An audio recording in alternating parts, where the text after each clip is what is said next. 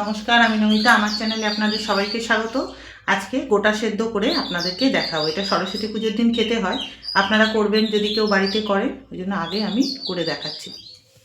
গোটা সেদ্ধ করতে কি কি লাগবে? সবার প্রথমে লাগবে এই যে ছোট আলু, এটাকে ধুয়ে টুয়ে আমি রেখেছি, সব ধুয়ে রাখা রয়েছে। তারপরে লাগবে বেগুন, গোটা বেগুন, এই যে এরকম করে ফালি করে কাটা আছে। তারপরে পালং শাক, মটরশুঁটি, বিনস, শিম, এই যে ভাজা কড়াইয়ের ডাল, আর এখানে আছে মুগ ডাল আছে। লাগবে লবণ, লঙ্কা আর হলুদ, পাঁচফোড়ন, চিনি, গোটা শুকনো লঙ্কা। এই লাগবে আমার রান্না করতে, আর সর্ষের তেল লাগবে। মুগ ডালটা এবার আমি একটু খোলা কড়াইয়ে ভেজে নেব।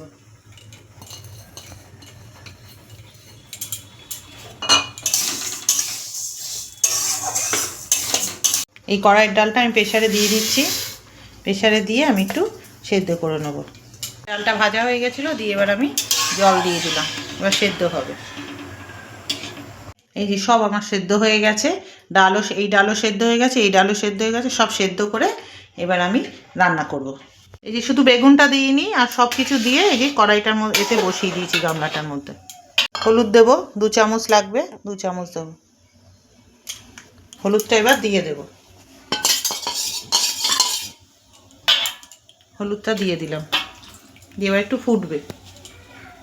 এবার লবণ দিচ্ছি, যতটা লাগবে ততটা দেব, আর মিষ্টি দেব।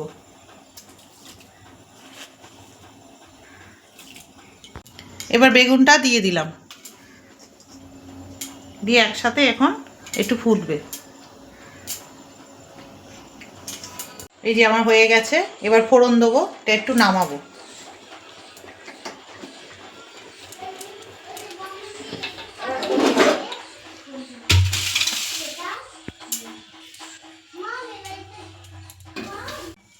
তেলটা আমার গরম হয়ে গেছে। এই যে শুকনো লঙ্কা আর পাঁচফোড়ন এর মধ্যে ফোড়ন দিয়ে দেবো। আগে শুকনো লঙ্কাটা দেবো, শুকনো লঙ্কাটা একটু ভাজা হয়ে গেলে তারপরে পাঁচফোড়ন দেবো।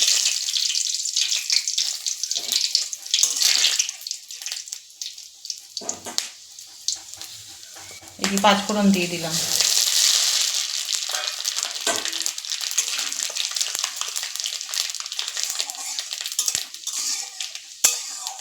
মশলাটা ভাজা হয়ে গেছে, এবার আমি এটা ঢেলে দেবো। গামলায় যেটা রয়েছে গোটা সেদ্ধটা, সেটার মধ্যে এটা দিয়ে দেবো। এই যে আমার ভাজা হয়ে গেছে, এবার আমি এটাতে দিয়ে দিলাম।